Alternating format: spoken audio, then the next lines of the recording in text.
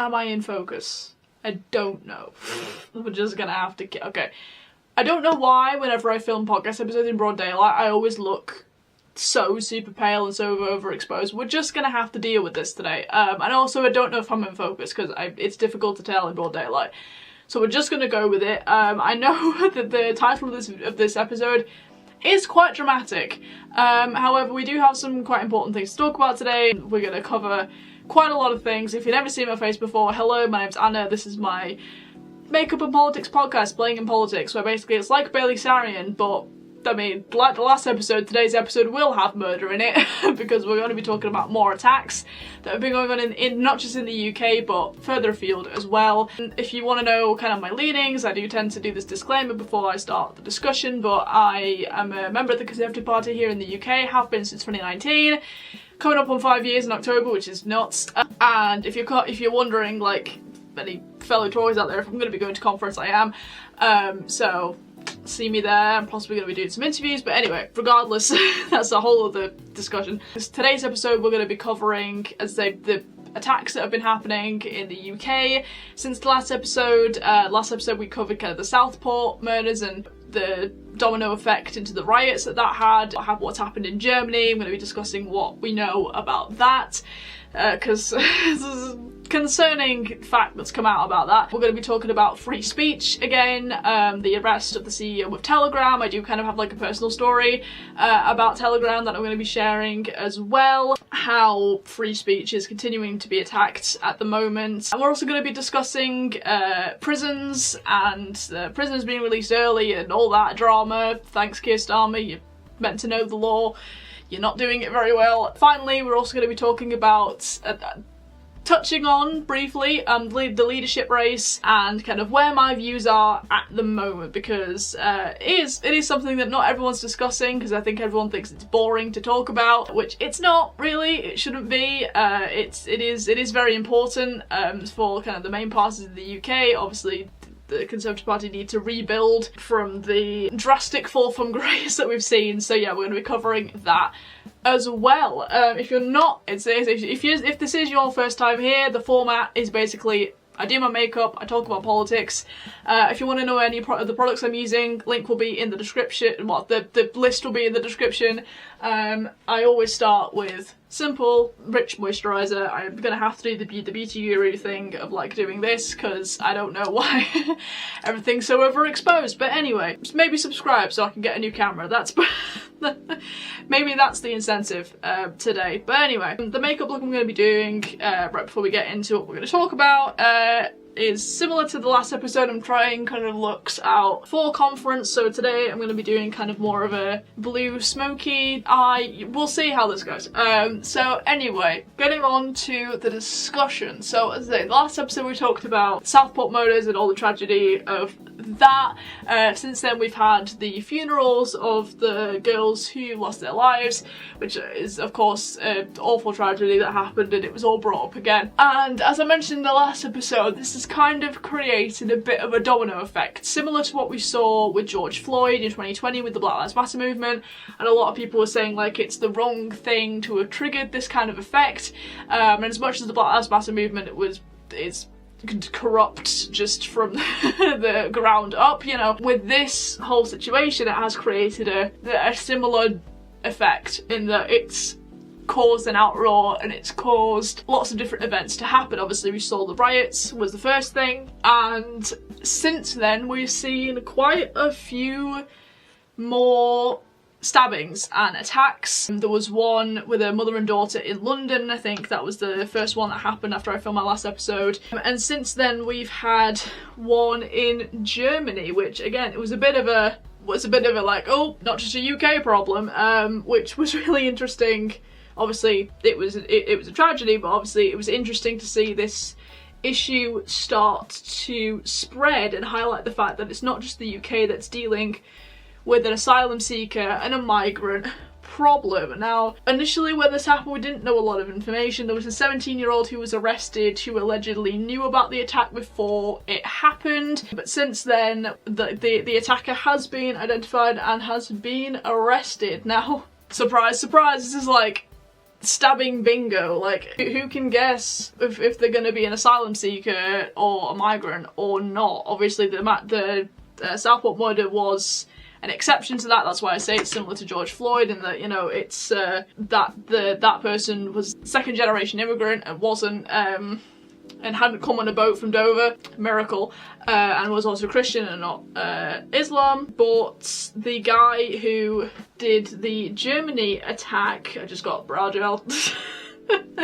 smudged that underneath there, brilliant. But this guy was an asylum seeker. It's like ding ding, full house. Not only was he an asylum seeker, but also had a deportation order. This guy was not meant to be in Germany, which again, you know, it's like bingo. Can we get a line of all these different traits that seem to be creating this pattern, you know? Yeah, this guy was meant to be deported in 2023, but his deportation order had apparently expired. Like, these people are milk. It's like, no, talk about leaving a sour taste on a country, like, which is weird, because it's like, these people need to be deported. They shouldn't have like an expiration date of like how long they should be in the country before they get deported. It's like, just deport them.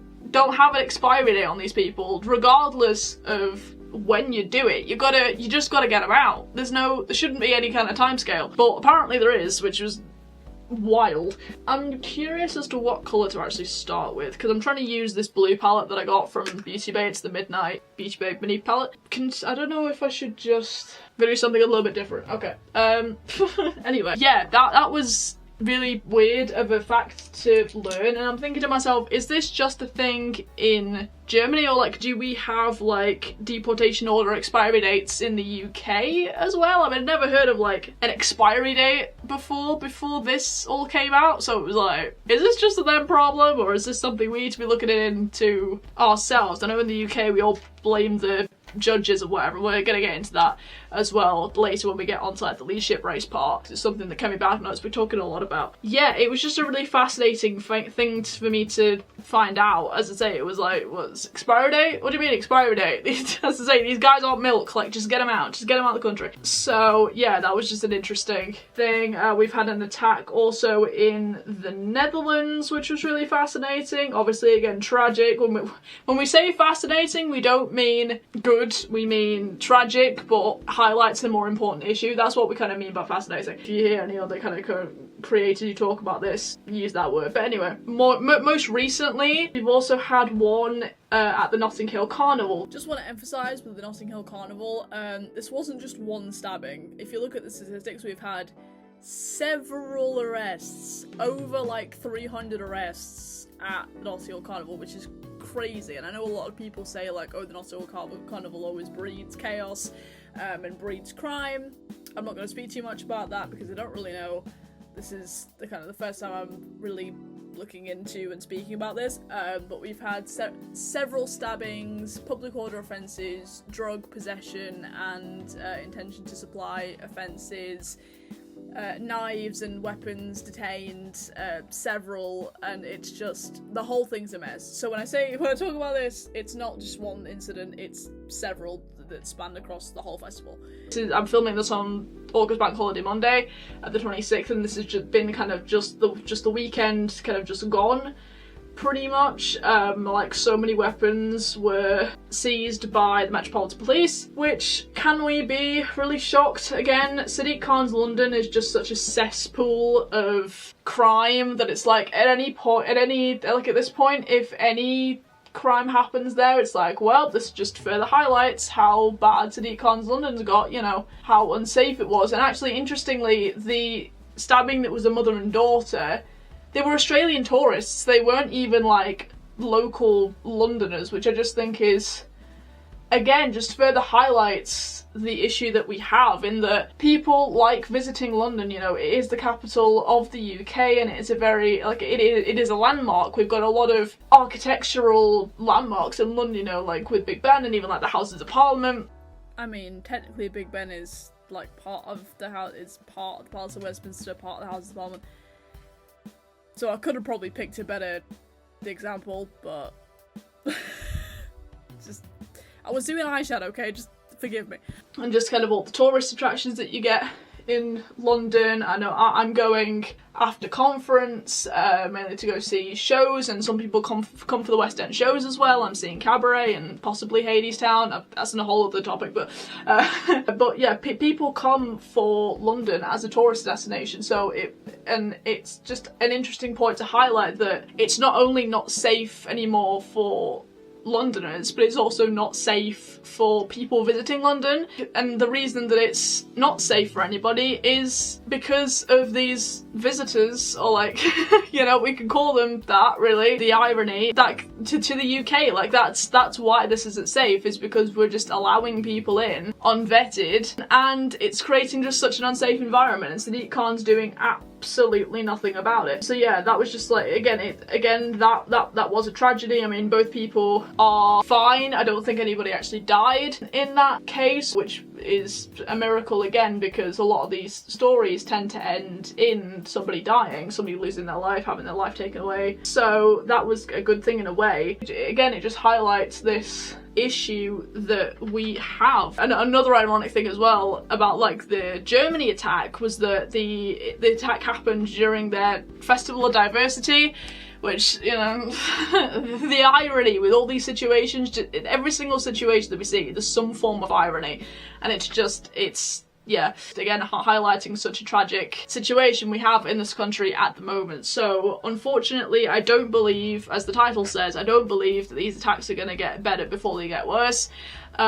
With what we're seeing, and again, it's just that domino effect of the more that people riot against the people who are causing these attacks, the more attacks that are going to happen, but the more attacks that happen, the more people are going to riot. You know, it's a back and forth that is just creating a mess, and we have to keep talking about it. That's the first kind of point I wanted to mention. The second point was free speech.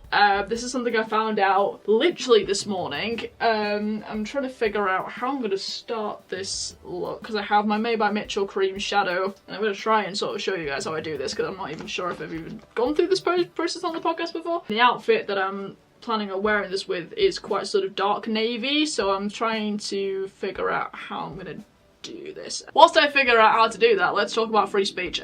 So yeah, the CEO of Telegram, who is of dual Russian and French nationality, I think he's actually a French citizen, but he's currently living in Dubai, has been arrested by the EU for really the activity that goes on Telegram. Now, when I first saw this, in all honesty, I wasn't entirely surprised. Since I filmed this, the list of charges have actually been released, and a lot of it is, as I said, kind of complicity charges about stuff that goes on Telegram. As I'm going to get into, it's a lot of kind of money laundering, fraud, child abuse content, stuff like that, and it's basically just complicity.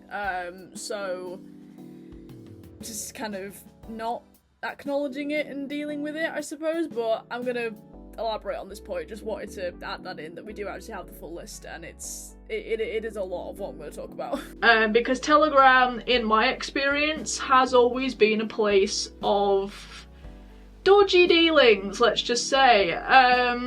Now, I said in the intro I have like a personal story about Telegram. So basically, if you guys don't know, I am a graphic designer. That's kind of my day job. That is what I have my degree in. I went to university for it. Kind of all my like education was kind of dedicated towards me becoming a graphic designer. And when I left uni, I was determined to become a freelancer. And if you guys don't know, there's a platform called Fiverr, which is basically a freelance platform where people post things that they can do, post like a skill, and then people pay, not necessarily a Fiverr, like you can't actually set your own prices, but the whole point of it was you can get things done for like fairly cheap. But it's basically just a freelance platform where freelancers can post their skills and get clients basically, and get work kind of in a more direct and more sort of niche way. So obviously, being a graphic designer and trying to sort of find my personal style, I set up a profile on Fiverr, and my first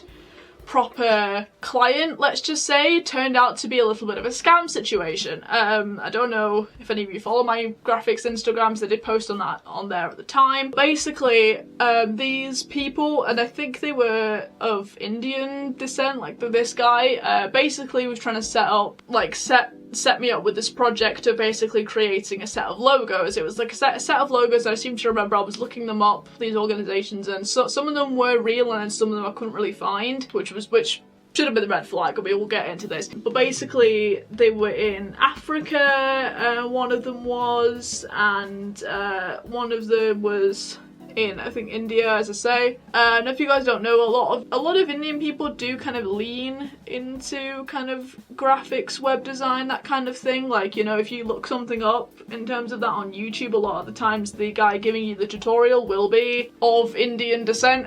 You can tell by the voice, you know, which, nothing wrong with that. Everyone pursue what they want to do regardless of race or origin. I'm not saying that this is like an inherent problem. But the second red flag that should have come up for me was that they wanted to move the conversation from Fiverr to Telegram. Now, I'd never heard of Telegram before this. I'd heard of like other kind of WhatsApp alternatives, I suppose, and I just thought, okay, well, Telegram just seems to be kind of their preferred method of communication. I mean, even though there were some red flags and like alarm bells going off in my head going, well, this doesn't seem right, but like they're offering me quite a lot of money, so I'm just gonna kind of go with it and see what happens. Which, red flag number 3, you know, never ever like go off Fiverr. Like, communications about projects should just be on Fiverr and like no other platform, but I was 21, I didn't know. So basically I ended up on Telegram, and then that's kind of where they were trying to like get me to like pay them a deposit for like the project first, and like sort of a security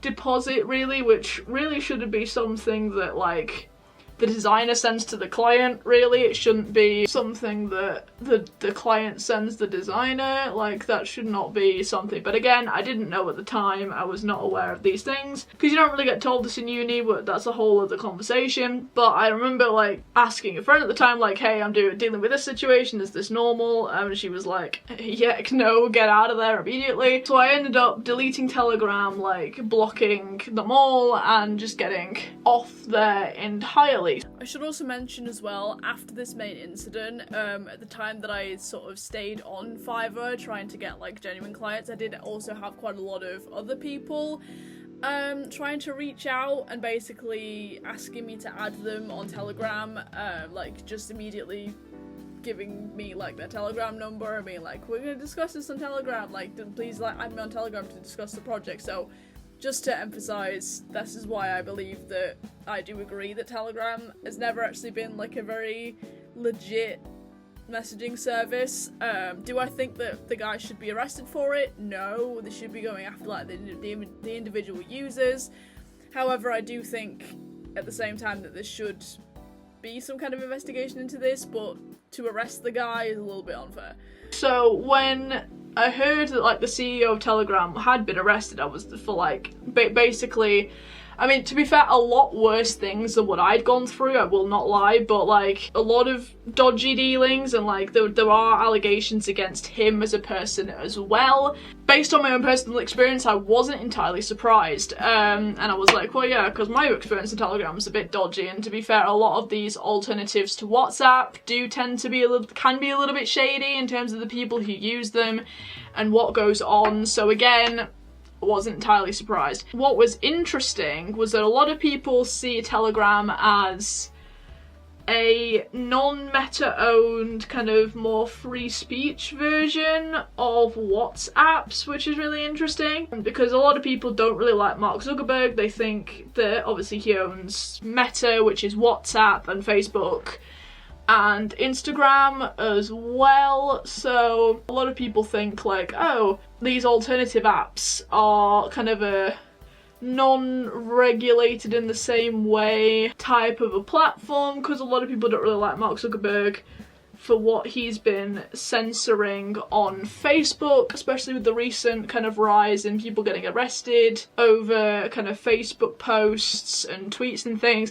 well, there's a lot of anger around kind of those platforms and Mark Zuckerberg especially, so it does make sense in a way that people do want to reach out for these like alternative platforms. Like I said, there have been allegations of dodgy things with the guy himself, the CEO himself. You know, he's accused of communicating with Russian security, as he is dual French and Russian, so he is accused of that, those kind of things, so he's not exactly clean. I mean, again, all this is alleged, but people are bringing up a very good point of like, why is this guy being arrested over kind of what these people who are kind of free to do whatever they want, why is he being arrested for that and not the individuals who are actually committing the fraud and whatnot? Which is a good point to make against kind of free speech. And I saw a tweet from the CEO of Rumble. I don't know if you guys remember. I mean, not a lot of people talk about Rumble that much anymore, to be fair, so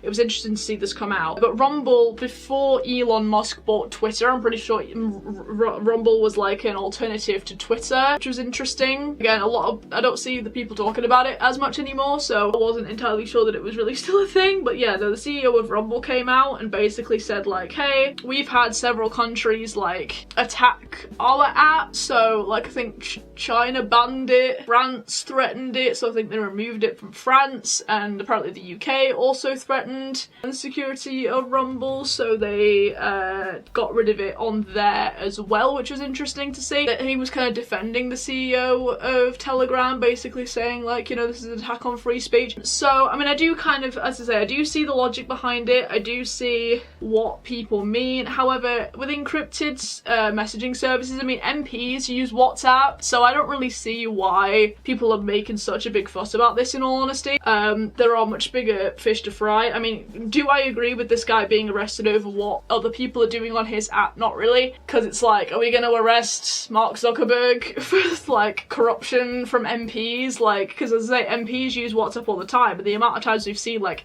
exposed and leaked WhatsApp messages of like scandals with MPs and that, you know, the amount of times we've seen that, and Mark Zuckerberg's not been arrested for that, you know, so there is an irony there. There is a bit of hypocrisy going on, like with most things, so I will make that point. And also, somebody else made like a funny joke about like, are we gonna arrest like the CEO of Royal Mail for like all like the naughty letters and things that have been sent over the years, which again is a good point. Like, yeah, bring that up, like make that a thing. You know, it is all just a bit silly. And again, I know that people do like to harp on about like, oh, we want like freer platforms to speak about things, and I get it, but at the same time, Elon Musk's Twitter, everyone's praising Elon Musk at the moment because of how good Twitter's become recently, which is a completely valid point. Like, that man saved Twitter and he's been really good at speaking out about like the free speech arrests that have been made in the UK recently. You do have your platforms. I don't see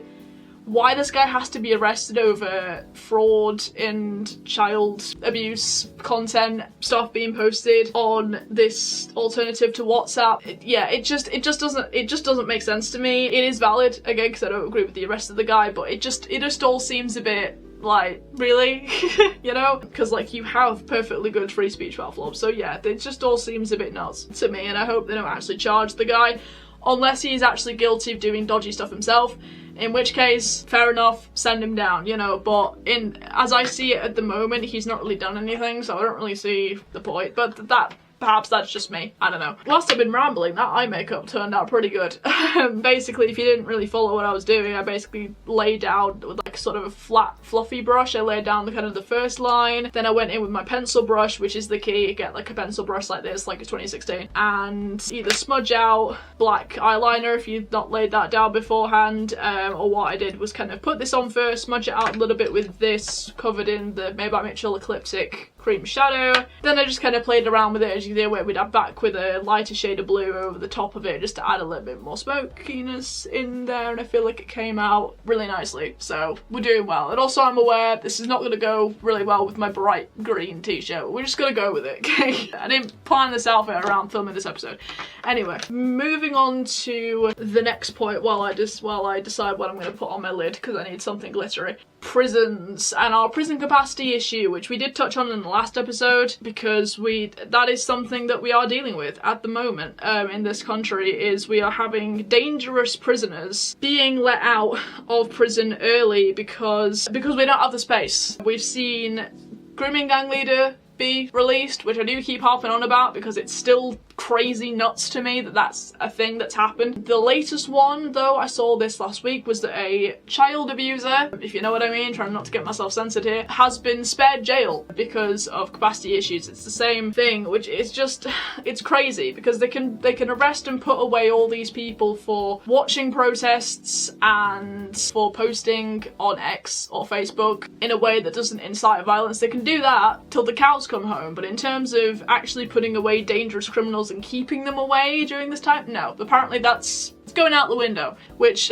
is like, considering that Keir Starmer was literally a barrister, is just, it's blowing my mind. It's still blowing my mind. I'm hoping this more sort of light purple shade is gonna go with this.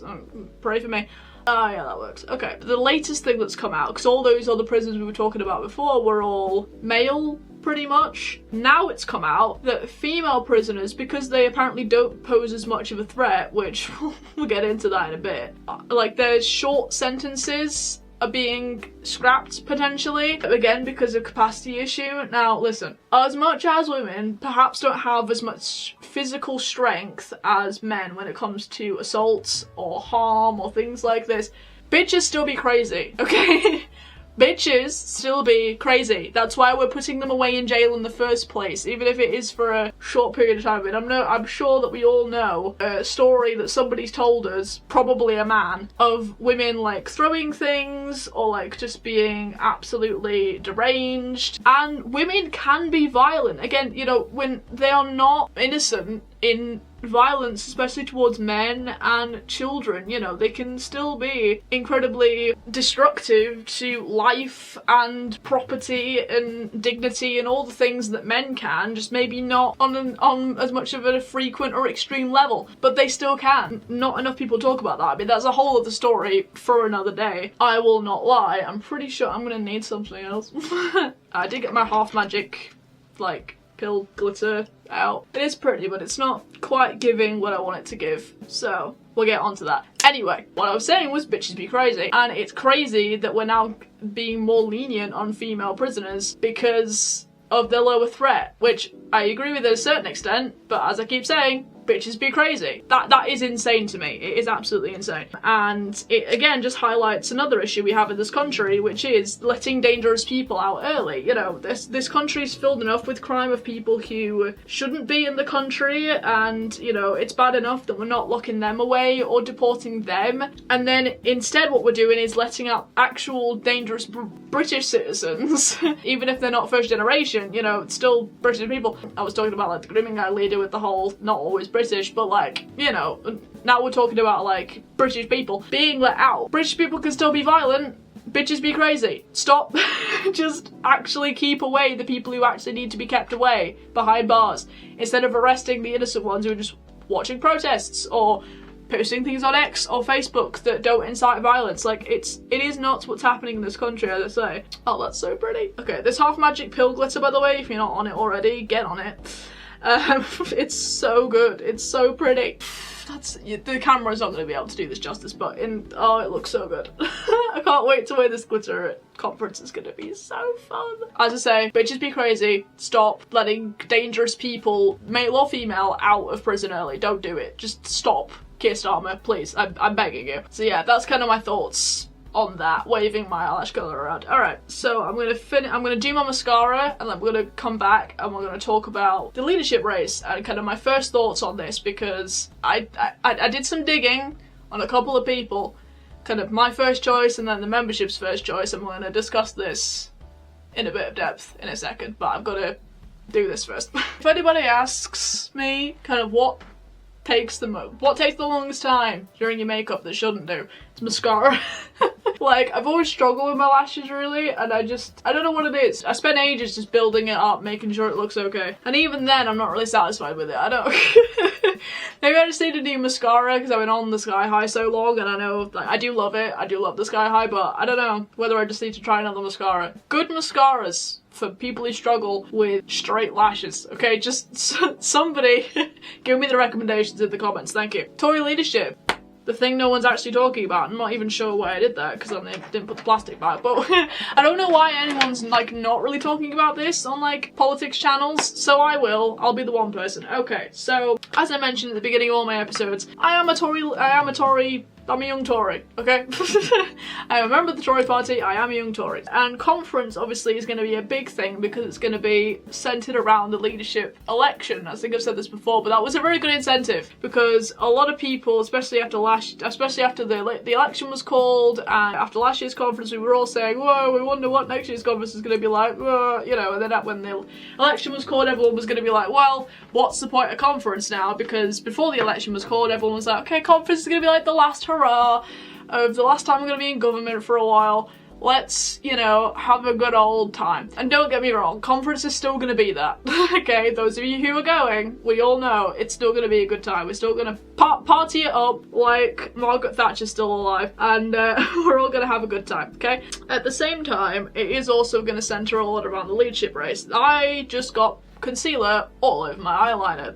This is going great. Okay, let's get rid of that real quick with my nail, which is a great little hack I'm sure everyone knows. Use your pinky nail to remove bits of concealer that you're meant to just carve out your eyeliner and then don't. You just get it all over your eyeliner and you spend so much time on. Anyway, don't you just love that I do makeup on this channel? This is great. Okay, but yeah, so the conference is going to mainly centre around the leadership election, and I am personally very, very excited because I am very much of the mindset of this year I'm gonna get some interviews with some MPs. I've said this for the past like 2 conferences, and this year I'm so determined to actually get some.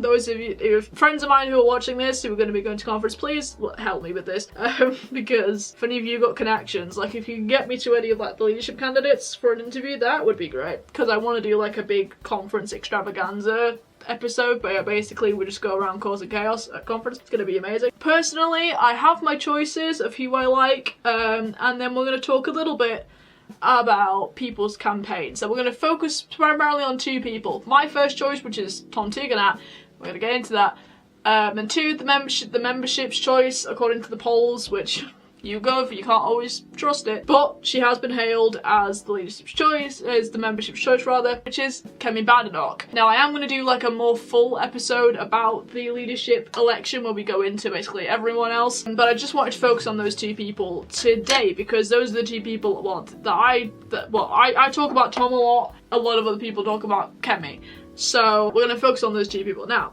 Tom Tugendhat. Now granted, I might be exposing my MPs who used to serve in the military bias, because if you guys don't know, my ex-local MP, before the boundary change at the local election, used to be, drumroll please, Ben Wallace, who, if you, again, don't know, if you've been living under a rock, was a very, very good Defence Secretary under Boris Johnson, Liz Truss, and then Rishi Sunak. He was probably the only person in cabinet throughout the cabinet shuffles that wasn't shuffled. It was a big joke. It was like, he's the only one who stayed, guys. That means he's good, and he is, and that was true because he is good. He's great. Yeah. So Tom Tugendhat, for those of you who don't know, also used to serve in the military, same as Ben Wallace. Not obviously at the same time because they're different ages, but Tom served in Afghanistan and Iraq, and was quite late to politics, and he says this himself. He's like, I'm late to politics, you know, I served in Iraq and Afghanistan in the military. Now he has 2 young kids and has been an MP for a while. Now back in March of 2023, I went to a Conservative dinner in Bolton, where he was the guest speaker. Now I didn't really know of him at the time before this dinner. I mean, I think I'd heard his name before, and I might have done a bit of research on him beforehand, but I didn't really know him, so it was interesting to go and listen to him talk, and quite honestly, since that day, I have been convinced that man is a brilliant voice for the party, as well as national security, because he was security minister. I don't think at the time that I saw him speak, but he has been since he was security minister. And the thing about that being good was, the one thing that stood out to me when I heard him speak in Bolton was that he was very vocal against China. Around that time was when TikTok had been banned on MPs' phones because it had been proven that China were using the data to basically spy on people, and he didn't trust that. I mean, obviously he wasn't the one who put in the policy, I don't think, but he definitely supported the policy, and I think that says a lot, okay? That says a lot, because a lot of people don't like to talk about the fact that people like Russia, people like Iran are not our friends. They never are, but in this case, obviously, we're talking about China, who is obviously a giant, and TikTok itself is a giant, and I have dabbled in TikTok. I think I still have it on my phone at the moment, but I don't use it. I don't really open it. For the primary reason is that I don't trust it. I don't like it as a platform. I don't think it's been good for people's mental health, and that's coming from somebody who's a chronic Reels scroller, which is something I'm trying to work on, but I don't think TikTok has ever been healthy. It's never been a healthy place, and we're seeing the detrimental effects of that on our kids' mental health at the moment, especially with kind of young teens, sort of tweens, preteens, if you will, kind of the 12-year-olds. We're seeing the whole trend about like Sephora kids and the 12-year-olds and like the 13-year-olds who are like, even like the 10 and 9-year-olds who are obsessed with skincare, and the effects of that not being great, which I fully agree with. Yeah, we've just seen a lot of negative effects of social media, primarily coming from TikTok. Now, it was weird because when I was in school, it was always Facebook that was hailed as like the big evil giant, which is why it took me so many years to get on Facebook, and even to this day, that's a platform I can't stand, mainly because of what people post on there, the people that I know, just breeding insecurity, and I can't stand to see it. But that's a whole story for another day, probably not this channel. That's probably a talking topic for my main channel, I will not lie. But now it's TikTok that is kind of the big demon, even though a lot of kids are obviously on it. Obviously, we know that TikTok came to fame really in 2020 when everyone was really bored, so then went to doing like the silly dances and trends on TikTok, whipped coffee, did everyone remember that? Things like that. And I guess it started out kind of innocently, I suppose, but now it's kind of turned into this massive giant. And we also know that like illegal migrants, people coming from Dover, using TikTok and Snapchat as well to communicate with people back home, to encourage more people to come over. You know, altogether it is breeding bad things. Now, obviously there are kind of more wholesome sides to TikTok. It's not all bad, same with every social media platform, but because it is owned by China, I have always, like, as soon as I heard that, I was like, no, I don't like this anymore. And we can also kind of open the conversation up of like Shein as well being like a massive damage to society and the world, and again kids and the kind of their mentality. And it was brilliant the way that Tom was talking about all this, how he also didn't trust it, how he felt it was a risk to national security. But yeah, that was impressive, because at the time no one was really talking about that. Like the YouTubers that I was following at the time, and still do, in my Tucci's case, were kind of the only ones really talking about this. And I, as I say, have hailed this for a while, because it just is something that people need to be talking about more, and people just kind of like brush off. You just kind of get called a conspiracy theorist, and that's kind of it, you know? At least I have, when I've tried to sort of talk about it to people. But yeah, so that was really refreshing to hear. And when I was doing kind of the deep dive into his campaign videos on X, I don't know if you guys know, but they all have websites and X accounts. Well, some people have X accounts specifically for their campaign. In Kemi's case, we'll get to that, but Tom's is just his Twitter, which is fair enough. It says Tom Unite Rebuild Win, and I'm going to be touching on their brand identities a little bit, because as I mentioned, I am a graphic designer, and it's the first thing I see when I look at somebody's campaign is like, who designed this? Because the typography is a bit dodgy. It could be better, I won't lie. Like, if any of their graphics teams are watching this, I'm sorry. Do you want help? I'm open to work. But anyway, so that was the first kind of point as to why personally my respect and support it was immediately going to Tom. Obviously I'm gonna know for actually for certain as we kind of go in like the next month or so, and hopefully I'll get to talk to someone at the conference again. That is the aim. We don't know, but that is the aim. As security minister, he did also fight against China and Russia and Iran, and as a result, as he said in one of his campaign videos, he has now received sanctions from all three as a reward for his efforts. That kind of just, it is what it is, you know.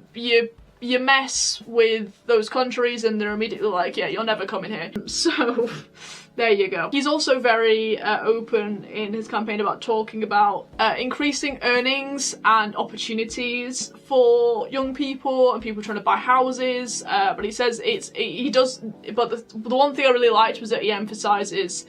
So the point I wanted to make, and it cut me off because my camera decided, as you're going to see in the next clip, the point that I was trying to make was that he emphasises a lot about individual opportunities and creating wealth for individuals rather than just GDP, which is good to acknowledge as well, which I just think is great, because it's like if he's focusing more on the people rather than what makes the country as a whole look good, I just think that makes him more compassionate. But anyway, just watch the next clip.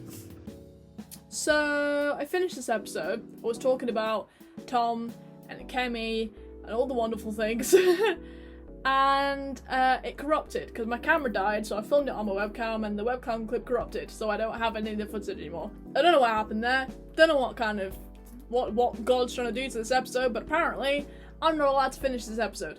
So this is what the makeup turned out looking like, by the way. If you want to know actually what I said and what my points are, you're just gonna have to watch the next episode. Oh yeah, you're just gonna have to subscribe and watch the next episode, because the next episode was going to be about the leadership race anyway. So just subscribe, wait for the next one. If you wonder what this lip combo is, by the way, NYX Dual Black Lip Liner, and the whole point was that I used Jeffree Star's Blue Velvet, which if I'm going to use this lip combo at conference, I'm going to have to do something a little bit darker with the eyes because it doesn't quite go. But I feel like it does look cool anyway, so we achieved what we came here to do. I hope you guys enjoyed this video. As I say, if you want to know exactly what I think about the leadership race and all those lovely people and all the deep diving that I did on them, you're just gonna have to watch the next episode, which will be about the leadership race. And please do, because I am really having fun filming these episodes, even if my camera dies and I have to refilm clips. I do really have fun on this channel, and I hope that you guys are enjoying this. I hope it's a fun, refreshing type of politics content, because that's the whole point. It's why I started this channel in the first place.